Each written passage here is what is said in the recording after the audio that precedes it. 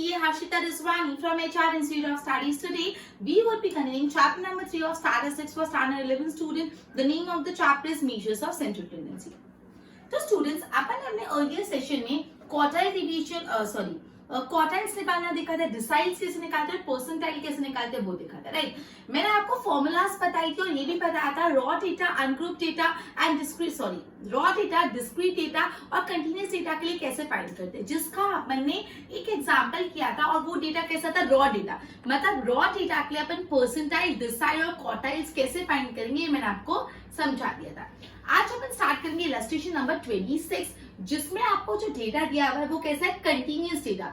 आपका data continuous है, आपको फाइंड करना है क्वार्टाइल, डिसाइल्स और percentile. Clear? So let us begin with illustration number 26. The following data refer to the milk quantity in 90 bags filled by the machine. मतलब total bags कितने, 90 bag filled by machine in a dairy. Okay, तो देखो milk content आपको दिया हुआ है, milk content मतलब ये अपना क्लास है। मिल्क कंटेंट क्या है, मिल्क कंटेंट 485 से 490 तक, फिर है 490 से 495 तक, आफ्टर दैट 495 से 500, 500 से 505 एंड 505 से 510। अब यहाँ पे अपन को फ्रीक्वेंसीज दे दिए। फ्रीक्वेंसीज क्या है, 5, 21, 33, 23 एंड 8। 5, 21, 33, 23 एंड 8। ठीक है, फ्रीक्वेंसी का टोटल एंड कितना है अपना, इन सबका टोटल है 90। क्लियर? चलो, अब सबसे फर्स्ट स्टेप हमेशा क्या होता है, सबसे फर्स्ट स्टेप होता है हमेशा क्यूमुलेटिव। अपन जब ये पूरे चैप्टर में हम लोग ये क्यूमुलेटिव पोजिशनल एवरेज निकालना है, सो क्यूमुलेटिव फ्रीक्वेंसी इज मस्ट। तो अपन निकालेंगे cumulative frequency 5, 21 plus 5 would be 26, फिर 26 में अपन 33 ऐड कर लेंगे तो आ जाएगा 59, 59 में 23 ऐड कर लेंगे तो 59 में 23 ऐड करके तो 82 और 82 में 8 ऐड किया तो 90, है ना। तो देखो ये 90 और ये मैच हो गया। मैंने आपको बताया था ना, अपना एंड टोटल और ये जो फ्रीक्वेंसी लास्ट है वो इक्वल होनी चाहिए, तो ये अपना क्यूमुलेटिव फ्रीक्वेंसी सही निकालिए। ओके, उसके बाद नेक्स्ट है ये, मैं यहाँ से इसको बॉक्स कर देती हूँ जिससे मुझे जगह मिल जाए। सबसे पहले मैं Q3 निकालती हूँ। Q3 निकालने के लिए अभी कैसा डेटा है, ये डेटा क्लास है, तो क्लास में हमेशा क्या करते हैं, n/2। ठीक है, n+4, n+1 नहीं होगा, क्लासेस है, कंटिन्यूअस क्लासेस है, so for that we will do n/4। n/4 होगा, राइट। Q4 बिकॉज क्वार्टाइल में 4 पार्ट होते हैं। सिर्फ n/4 नहीं, 3 है ना, थर्ड वैल्यू, तो मल्टीप्लाई बाय 3 ऑब्जर्वेशन। अब 3 एंड कितना है, 90, 90/4। क्लियर? ओके, सो इसका आंसर आएगा 67.5 ऑब्जर्वेशन। तो अब यहाँ पे क्लास है, तो आप ये देखोगे 67.5 कौन से क्यूमुलेटिव फ्रीक्वेंसी के बीच में आता है, कहाँ पे आता है, तो देखो 67.5 59 और 82 के बीच में आता है। 67.5 59 और 82 के बीच में आता है, तो अपन कौन सा वाला कंसिडर करते हैं, नीचे वाला। इसके एग्जैक्ट सामने कौन सी क्लास है, 500 to 505, तो अपन का कौन सी क्लास कंसिडर करेंगे, 500 to 505।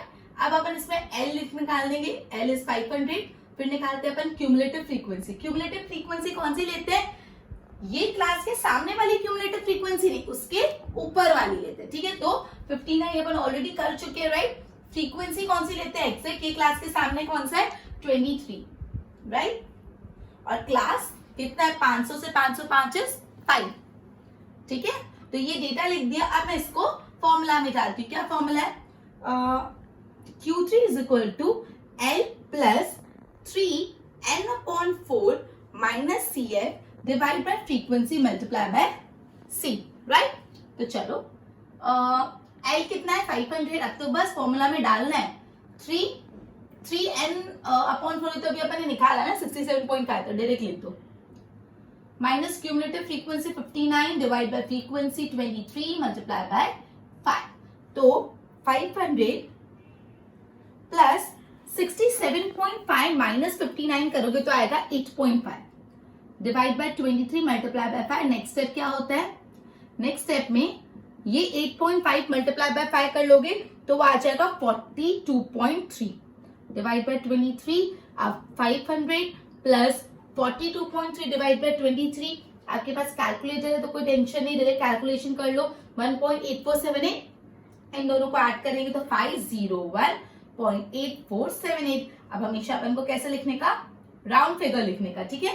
राउंड फिगर में क्या आएगा, 501.84 है, पीछे 7 है तो 85, तो ये अपना आ गया Q3, मतलब अपन ने एक चीज तो निकाल दी, Q3 आ गया अपना। ओके, Q3 में सिंपल अपन जैसे पहले कर रहे थे वही कंसेप्ट है, पहले अपन मीडियन निकाल रहे थे तो अपन n/2 कर लेते, अब अपन मीन क्वार्टाइल निकाले तो n/4 कर ले, बस उतना ही डिफरेंस है, बाकी सेम।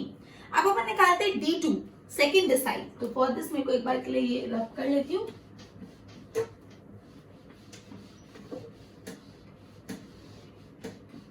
ओके, आप स्टार्ट करो सेकेंड डिसाइड निकालना। ओके ओके, तो D निकालना है तो D2 के लिए n/, क्या करना पड़ेगा, डिसाइड मतलब 10 पार्ट्स, तो n/10 and multiply by 2, D2 है तो 2 मल्टीप्लाई बाय 90/10, 9 2 सा 18, ठीक है। तो मेरा D2 आ गया 18th ऑब्जर्वेशन, D2 आ गया 18th ऑब्जर्वेशन। अब ये देखो, ये 18th ऑब्जर्वेशन किसके बीच में, 5 से 26 के बीच में। 18th ऑब्जर्वेशन 5 से 26 के बीच में, तो 26 के एग्जैक्ट सामने कौन सी क्लास है, 490 to 495, सो कौन सी क्लास, 490 to 495। अब ये क्लास की डिटेल्स लिख देते हैं, लो L is equal to 490, cumulative frequency कौन सी लेंगे अपन, ओके। तो अब इसमें क्यूमुलेटिव फ्रीक्वेंसी कौन सी होगी, cumulative frequency as you can see, मैंने बोला जो क्लास अपन ले रहे हैं उसके एग्जैक्ट सामने वाली नहीं, उसके ऊपर वाली, विच इज 5। फ्रीक्वेंसी कौन सी होगी, ये क्लास के एग्जैक्ट सामने क्या 21, तो फ्रीक्वेंसी है 21, और क्लास क्या है 490 से 495 मतलब 5, क्लास लेंथ है 5। अब अपन को ये सिंपल वैल्यू में, सिंपल फॉर्मूला में पुट ऑन करना है, राइट। ओके, सो फॉर्मूला क्या है अपनी, D2 is equal to L plus n/10 multiply by 2 minus cumulative frequency divide by frequency multiply by C। तो यहाँ पे L क्या है 490,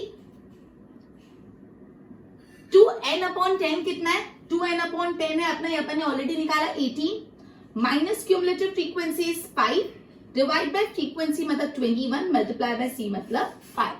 सो 490 plus 18 minus 5 is 13 and 13 multiplied by 5 is 65.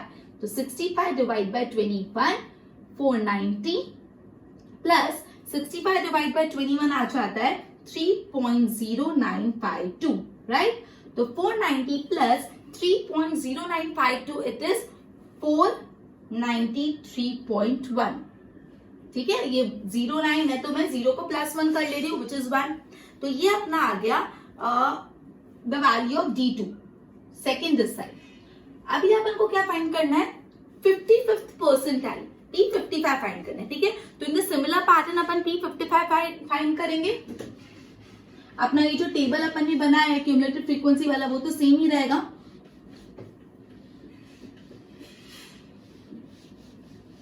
ठीक है। तो परसेंटाइल में कितने पार्ट्स में डिवाइड होता है स्टूडेंट्स, 100 पार्ट्स, गुड। ओके, तो अब फाइंड करना है P55। तो अपना P55 होता है n/100 और ब्रैक मल्टीप्लाई बाय होता है 55 से, n/100 मल्टीप्लाई बाय 55। n कितना है 90, मतलब 55 90/100, तो ये अपना आ जाएगा 49.5th ऑब्जर्वेशन। अब आप बताओ 49.5th ऑब्जर्वेशन किसके बीच में होगी, 26 और 59 के बीच में। तो 26 और 59 के बीच में अपन नीचे वाला कंसिडर करते हैं क्यूमुलेटिव फ्रीक्वेंसी, उसके एग्जैक्ट सामने कौन सी क्लास है, 495 to 500। इसका लोअर लिमिट 495, इसका क्यूमुलेटिव फ्रीक्वेंसी कौन सा लेंगे अपन, 495 से 500 के सामने जो है वो नहीं, उसके ऊपर वाला which is 26। Frequency would be exact 495 से 500 के बीच में क्या 33 एंड क्लास वुड बी 5, ठीक है। अब इसको फॉर्मूला में पुट इन करना है, P55 is equal to L plus 55 n upon 100 multiply by minus cumulative frequency divide by frequency multiply by c. तो L कितना है अपना 495 प्लस 55 n upon 100 कितना अभी अपन ने निकाला ना 49.5 minus cumulative frequency 26 divide by frequency 33 multiply by c that is 5. तो 495 प्लस 49.5 माइनस 26 कितना होता है 23.5 मल्टीप्लाई बाय 5 करोगे तो 117.5 अपॉन 33. तो 495 प्लस 117.5 डिवाइड बाय 33 होता है 3.5606. राउंड फिगर आया 498.56 अपना आंसर और P55. क्लियर? ठीक है, P55 का आंसर क्या आया 498.56. ठीक है, तो ये सम में अपना इस सम था कंटिन्यूअस डेटा का और इस सम में अपन को क्वार्टाइल भी फाइंड करना था, डिसाइल भी फाइंड करना था एंड ऑल्सो परसेंटाइल. ठीक है, सबका कंसेप्ट ऑलमोस्ट सिमिलर था, खाली जो स्टैंडर्ड फॉर्मूला है वो डिफरेंट. क्लियर? ओके, अब हम स्टार्ट करते हैं illustration number 27. Just a minute.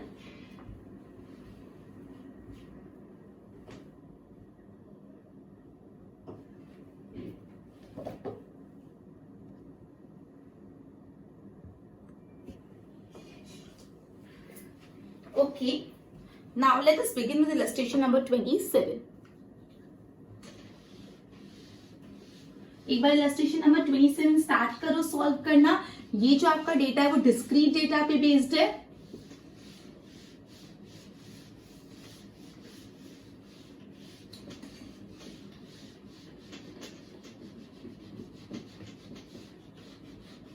Start करो सॉल्व करना. क्यूमुलेटिव फ्रीक्वेंसी निकालो.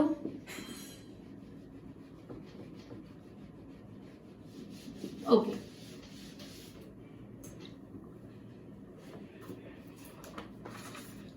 we have the following information from the survey of 100 customers. 100 customer का सर्वे का इंफॉर्मेशन है आपके पास of a bank on their number of visit to the bank during a month. Number of visit, number of customers दिया हुआ है. अपन को first quartile find करना है मतलब Q1, फोर्थ डिसाइल मतलब D4 एंड 95 परसेंटाइल मतलब P95. तो सबसे पहले अपन डेटा लिख देते हैं अपना x that is number of visit 0, 1, 2, 3, 4, 5 and 6. 0, 1, 2, 3, 4, 5 and 6. उसके बाद y which is number of customer 12, 22, 14, 15, 6, 4 and 1. अब नेक्स्ट है क्यूमुलेटिव फ्रीक्वेंसी फ्रीक्वेंसी. अब क्यूमुलेटिव फ्रीक्वेंसी निकालेंगे 12 का 12, फिर 12 में प्लस 22 ऐड कर लेंगे 34 में 40 ऐड होगा तो 74 में 15 ऐड होगा तो आ जाएगा 89 plus 6 would be 95 plus 4 99 and 99 plus 1 100. और टोटल कस्टमर एन भी तो 100 ही है, क्वेश्चन में बोल दिया है. ये हो गया. अभी अपना डेटा तैयार है. अब सिंपल अपन को फाइंड करना है फर्स्ट क्वार्टाइल. तो Q1 अब ये कैसा डेटा है, ये डिस्क्रीट डेटा है. तो डिस्क्रीट डेटा में n+1/4 करेंगे ना कि n/4. ये बात बहुत अच्छे से ध्यान रखना, अगर ये चीज रॉन्ग हुई तो पूरा सम रॉन्ग हो गया. तो ये हो गया अपना n+1/4. मल्टीप्लाई कुछ नहीं होगा बिकॉज Q1 है. सो n+1 that is 100 + 1/4. 100 + 1 is 101. 101/4 is 25.25th observation. It is 25.25th observation, right? Okay. अब आप देखो 25.25 कौन सी क्यूमुलेटिव फ्रीक्वेंसी के बीच में? 25.25 12 और 34 के बीच में, isn't it? 25.25 जो अपना आया वो क्यूमुलेटिव फ्रीक्वेंसी 12 और 34 के बीच में. आपको कौन सा लेना है? जिन दो फ्रीक्वेंसी के बीच में वो जो लास्ट वाली पीछे वाली फ्रीक्वेंसी होती है वो, पहले वाली नहीं बाद वाली. तो 34 के एग्जैक्ट सामने क्या x की वैल्यू 1, तो अपना Q1 आ गया 1. सिंपल. यहाँ पे फॉर्मूला नहीं लगाएंगे बिकॉज यहाँ पे कंटिन्यूअस डेटा नहीं है ना. यहाँ पे कंटिन्यूअस डेटा नहीं है तो अपन फॉर्मूला नहीं लगाएंगे.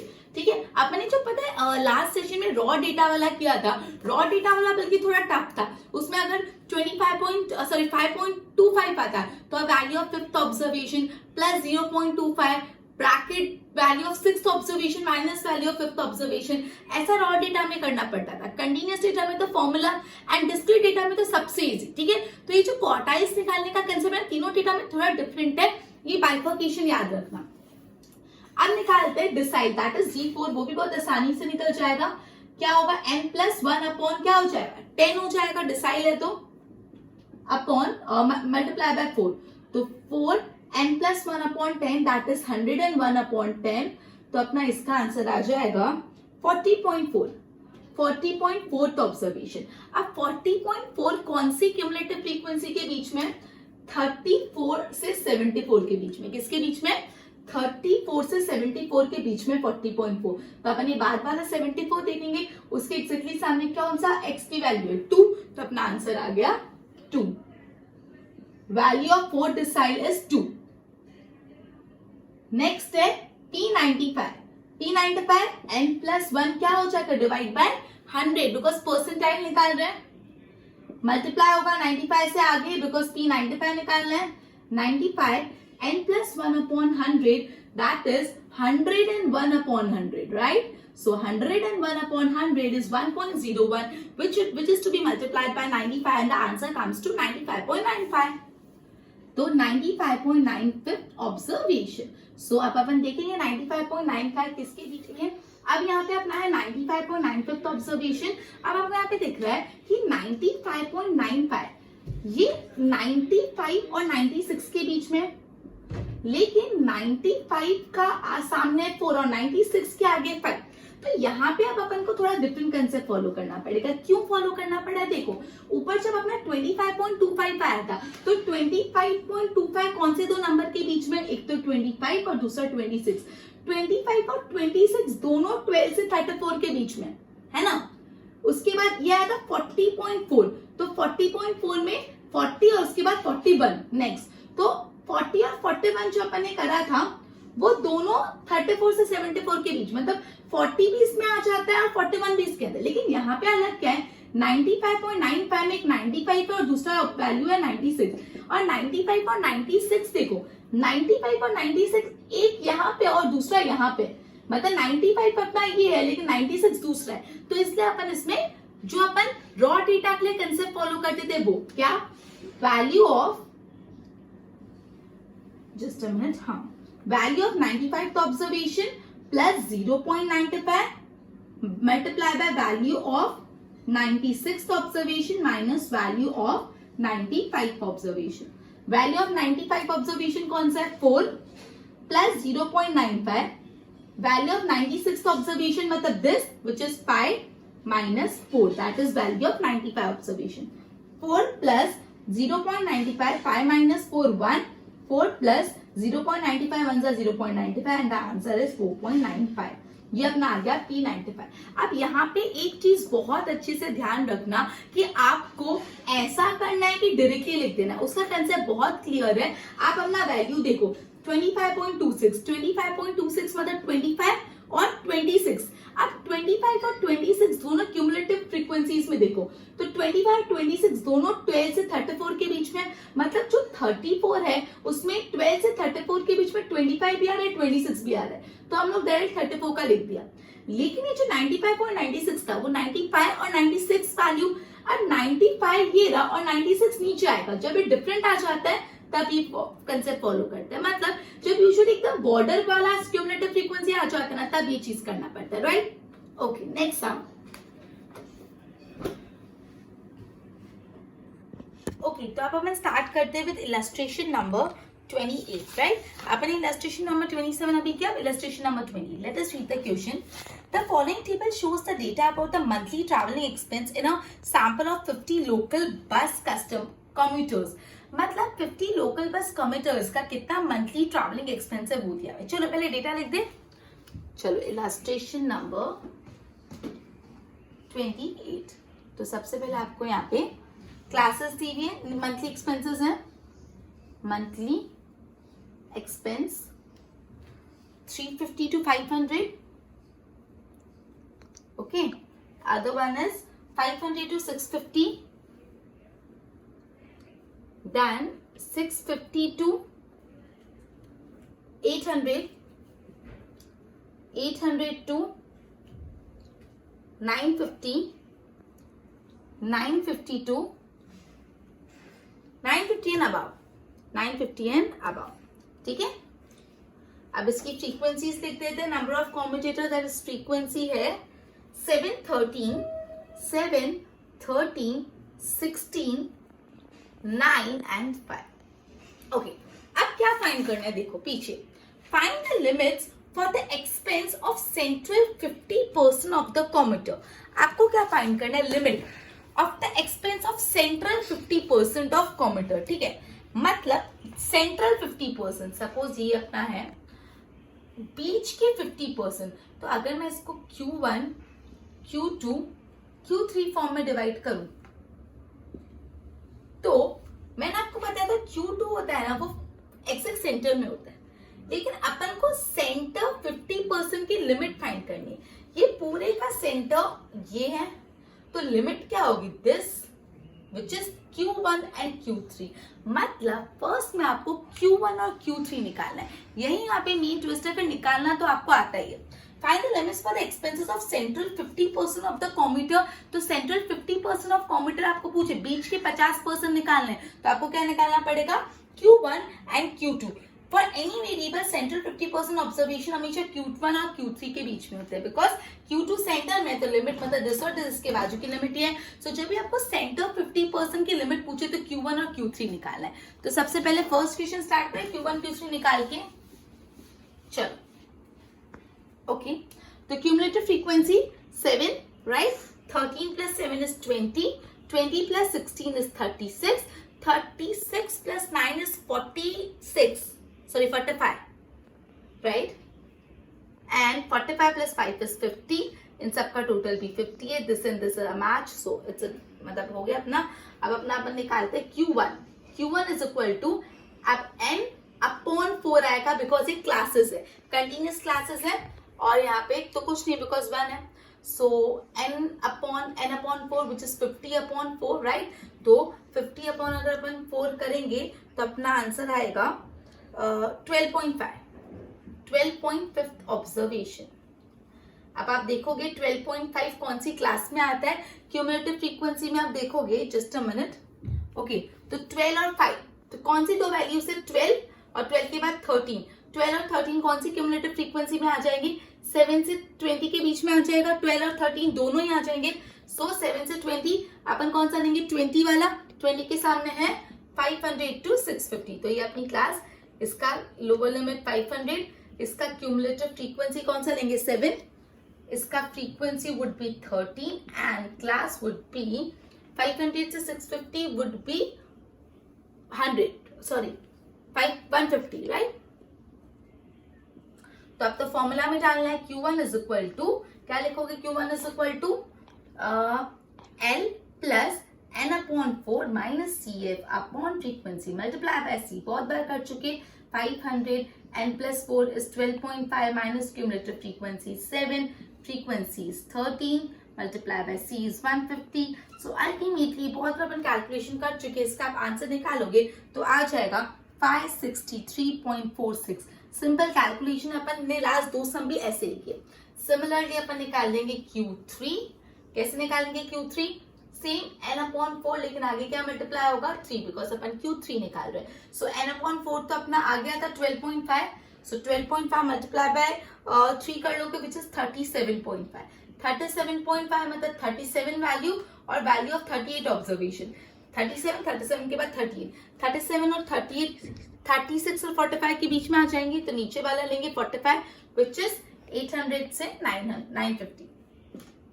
सो इसमें लोअर लिमिट अपनी आ जाएगी 800. क्यूमुलेटिव फ्रीक्वेंसी कौन सी लेंगे, 45 की 36, 36 गुड. फ्रीक्वेंसी तो अपन लेंगे 16 है ना, 9 फ्रीक्वेंसी लेंगे 9, ये सब ध्यान रखो. And class would be 150. Simple formula में डालो Q3 is equal to L plus 3 n upon 4 minus cumulative frequency divided by frequency multiplied by C. Simple formula में डाल के आंसर आ जाएगा 825. ये मैं इसलिए नहीं कर रही बिकॉज अभी अपन ने फ्रीक्वेंटली सारे समय ये सेम कंसेप्ट करा है. सो अपना जो फर्स्ट क्वेश्चन है, find the limit of the expense of central 50% of commutator. तो लिमिट कौन सा है, फर्स्ट आंसर लिमिट ऑफ 50% है 563.46 से 825। क्लियर? ये लिमिट मतलब एग्जैक्ट 50% लिमिट निकालने के लिए Q1 और Q3 निकालते हैं, सिंपल। फिर क्या पूछा है देखो, क्वेश्चन नंबर 2, इसी का question number 2। Just a minute.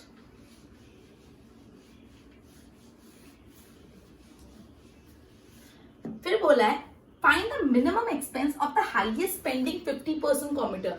आपको मिनिमम एक्सपेंस फाइंड करना है of the highest spending 50% computer, मतलब ऐसे कॉम्यूटर जो हाईएस्ट, जो सबसे ज्यादा स्पेंड करते हैं, ऐसे 15% कॉम्यूटेटर्स का मिनिमम एक्सपेंस फाइंड करना है। तो देखो highest 15%, highest spending 15%, just a minute, हाँ, तो we want the value so that 15% observation should be above it, because अपन को क्या फाइंड करना है, मिनिमम एक्सपेंस ऑफ हाईएस्ट 50%, 15%, तो 15 माइनस 100 कितना होता है 85।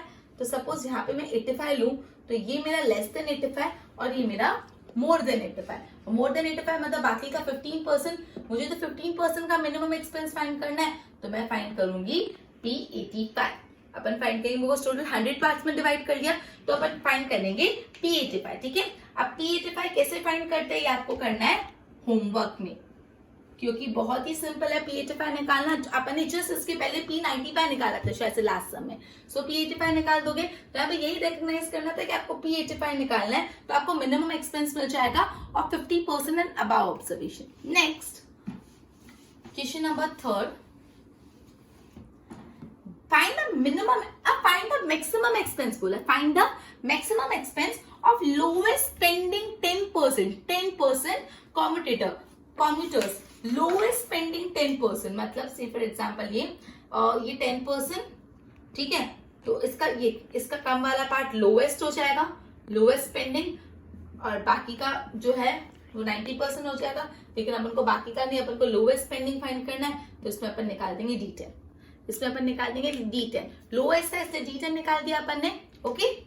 और D10 निकालोगे आप ऐसे होमवर्क में, बिकॉज अपन ऑलरेडी इसको कर चुके हैं, क्लियर, ठीक है। D10 कैसे निकालना है अपन ने पता है, सेम एग्जाम्पल अभी किया ना, सबसे पहले स्टार्ट करते हैं 26 एग्जाम्पल, सेम कंसेप्ट है, ठीक है। सो बेसिकली ये इलस्ट्रेशन में सिर्फ आपको ये इंपॉर्टेंट है रिकॉग्नाइज करना कि पहले मैं आपको बोला मिनिमम 50% निकालो रेंज, तो आपने निकाल दिया Q1 और Q3। फिर आपको बोला है find minimum expense of the highest spending 15% commutator, तो 15 माइनस 100 85, तो आपको निकालना है P85। फिर आपके पास बोला है minimum expense of lowest spending 10%, lowest spending 10% और 10% से कम, तो D10 फाइंड करना है, ठीक है। ये रिकॉग्नाइज खाली करना इंपॉर्टेंट था, ठीक है। सो ये अपना क्वार्टाइल, डिसाइल और परसेंटाइल का टॉपिक कंप्लीट हुआ। होमवर्क में आपको करना है इलस्ट्रेशन नंबर 26 पूरा, इलस्ट्रेशन नंबर 27 पूरा, इलस्ट्रेशन नंबर 28 पूरा, और साथ साथ एक्सरसाइज 3.4 पूरी करनी है, जिसमें कुछ 6 सम है, 6, 7, 8, 9, टोटल 9 सम हो गए। अब नेक्स्ट अपना सिर्फ एक मोड का टॉपिक बाकी है, उसके बाद अपना एक चैप्टर कंप्लीट हो जाएगा, okay. So with this we would be ending our session and we would be continuing with the topic of mode in our next session. Till then good bye.